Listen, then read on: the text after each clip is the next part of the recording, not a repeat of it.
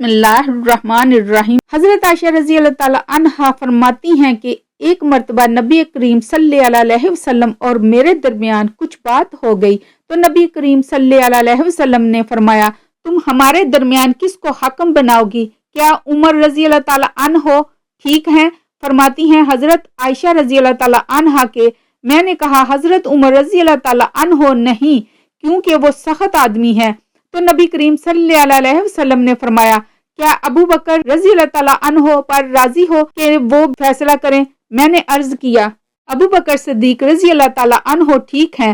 نبی کریم صلی اللہ علیہ وسلم نے حضرت ابو بکر رضی اللہ تعالیٰ عنہ کو بلا کر فرمایا، عائشہ ایسی ایسی بات کہتی ہے اور معاملہ کچھ اس طرح ہے۔ حضرت عائشہ روایت فرماتی ہیں کہ میں نے نبی کریم صلی اللہ علیہ وسلم سے یہ کہہ دیا کہ آپ اللہ سے ڈریں اور صرف حق بات کہیں۔ فرماتی ہیں کہ حضرت ابو بکر رضی اللہ تعالیٰ عنہ نے میری ناک پر ہاتھ مارا جس سے میری ناک لہو لہان ہو گئی اور فرمایا، تیرے ماں باپ نہ رہیں تو نبی اکرم صلی اللہ علیہ وسلم کو کہتی ہے کہ حق بات کہیں اور اللہ سے ڈریں۔ آپ صلی اللہ علیہ وسلم جو فرما رہے ہیں کیا وہ حق بات نہیں ہے؟ حضرت عائشہ رضی اللہ تعالیٰ عنہا فرماتی ہیں کہ میری ناک کے نتنے ایسے ہو گئے جیسے مشکیزے کا نچلا حصہ ہوتا ہے۔ نبی کریم رحمت عالم صلی اللہ علیہ وسلم نے جب یہ ماجرا دیکھا تو فرمایا، اے ابو بکر ہم نے تو تمہیں اس لیے نہیں بلایا تھا۔ حضرت عائشہ صدیقہ رضی اللہ تعالیٰ عنہا فرماتی ہیں کہ گھر میں کھجور کی ایک سوکھی ٹہنی پڑی ہوئی تھی۔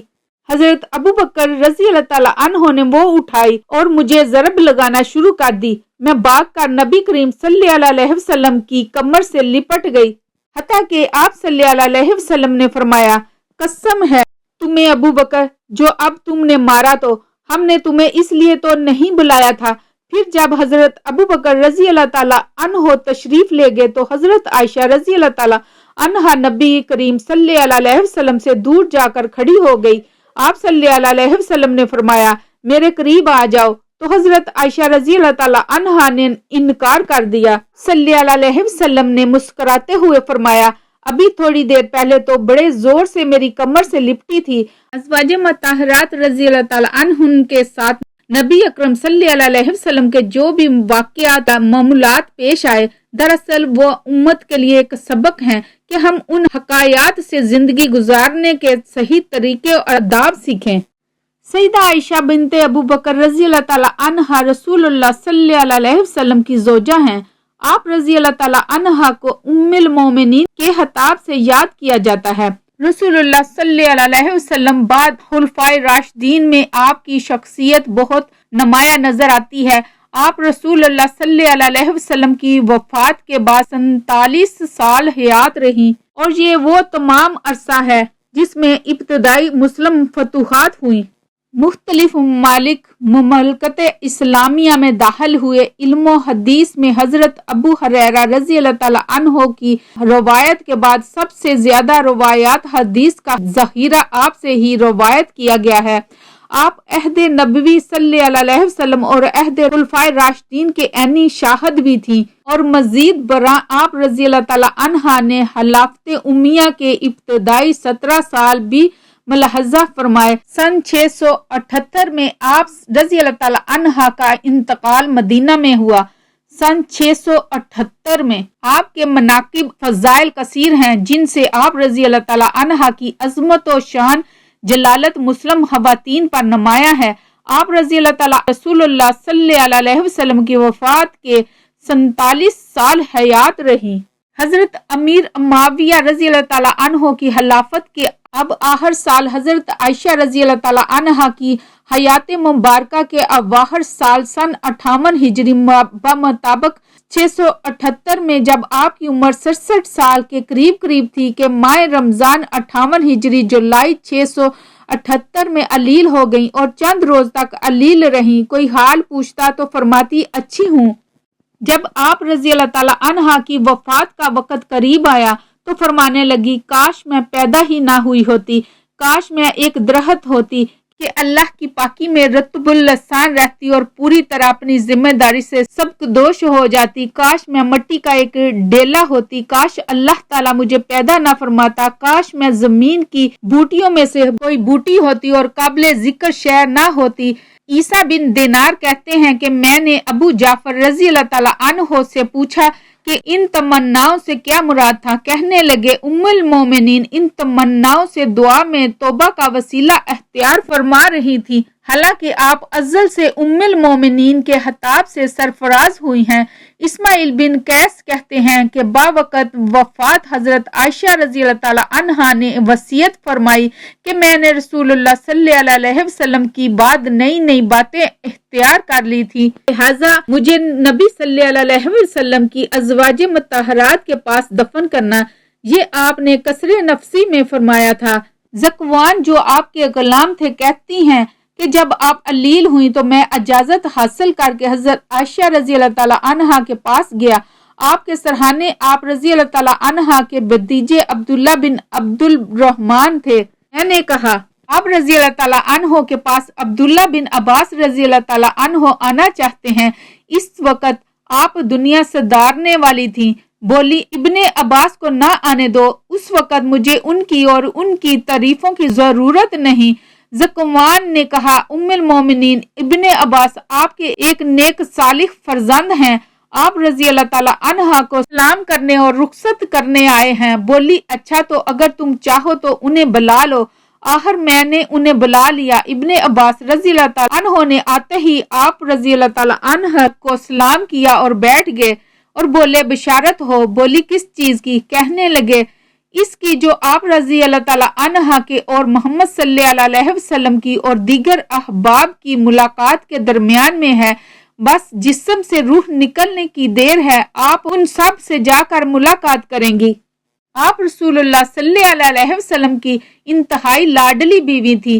رسول اللہ صلی اللہ علیہ وسلم پاکیزہ چیز سے ہی محبت کیا کرتے تھے، اور دیکھیے ابوا کے دن آپ کا ہار کھو گیا تھا، اسے ڈھونڈنے کے لیے رسول اللہ صلی اللہ علیہ وسلم منزل میں صبح تک ٹھہرے رہے، لوگوں کے پاس پانی نہ تھا۔ پھر اللہ تعالیٰ نے تیمم کی آیت نازل فرمائی، مسلمانوں کو یہ سہولت آپ رضی اللہ تعالیٰ کی بدولت نصیب ہوئی۔ پھر اللہ تعالیٰ نے آپ رضی اللہ تعالیٰ عنہا کی برات ساتوں آسمانوں کے اوپر سے اتاری۔ آپ رضی اللہ تعالیٰ عنہا فرمانے لگی ابن عباس تعریفیں چھوڑو، اس کی قسم جس کے ہاتھ میں میری جان ہے، میری تو یہ تمنا ہے کہ میں بھولی بصری ہوئی جاتی۔ طیبہ ابن ابی عتیق حضرت عائشہ رضی اللہ تعالیٰ عنہا کے پاس گئے جب وہ علیل تھی، بولے ام المومنین کیسی طبیعت ہے؟ میرے ماں باپ آپ پر قربان ہو۔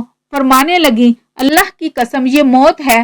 عبید بن عمیر تابی کہتے ہیں کہ آپ رضی اللہ تعالیٰ عنہ نے وصیت فرمائی کہ میرے جنازے کے پیچھے آگ لے کر نہ جانا اور میری میت پر سرخ مخملی چادر نہ بچھانا۔ اپنے غلام زکوان کو آزاد کرنے کی وصیت کی تھی۔ ام المومنین حضرت عائشہ رضی اللہ تعالیٰ عنہ نے منگل 17 رمضان 58 ہجری مطابق 13 جولائی 678 کی شب کو اس دار فانی سے عالم بقا کو لبیک کہا۔ آپ رضی اللہ تعالیٰ عنہ کی وفات کی خبر اچانک ہی تمام مدینہ منورہ میں پھیل گئی اور انصار مدینہ منورہ اپنے گھروں سے نکل آئے۔ جنازے میں ہجوم اتنا تھا کہ لوگوں کا بیان ہے کہ رات کے وقت اتنا مجمع کبھی نہیں دیکھا گیا۔ بعض عورتوں کا ازدحام دیکھ کر روزے عید کے ہجوم کا گمان گزرتا تھا۔ آپ رضی اللہ تعالیٰ عنہ کی مدت حیات شمسی سال کے اعتبار سے 64 سال اور قمری سال کے اعتبار سے 66 سال 11 ماہ تھی۔ نماز جنازہ حضرت ابو ہریرہ رضی اللہ تعالیٰ عنہ نے پڑھائی اور آپ کی تجہیز و تدفین شب میں ہی عمل میں آئی۔ حضرت ابو ہریرہ رضی اللہ تعالیٰ عنہ ان دنوں مدینہ منورہ کے قائم مقام امیر تھے کہ مروان بن حاکم مدینہ منورہ میں موجود نہ تھا، وہ عمرہ کے لیے مکہ مکرمہ گیا ہوا تھا اور مدینہ منورہ میں حضرت ابو ہریرہ رضی اللہ تعالیٰ عنہ کو اپنا نائب اور قائم مقام امیر بنا کر گیا تھا۔ وقت تدفین آپ رضی اللہ تعالیٰ عنہ کی قبر اطہر کی چاروں اطراف ایک کپڑے سے پردہ کر دیا گیا تھا تاکہ آپ رضی اللہ تعالیٰ عنہ کے احترام میں کوئی کمی واقع نہ ہو۔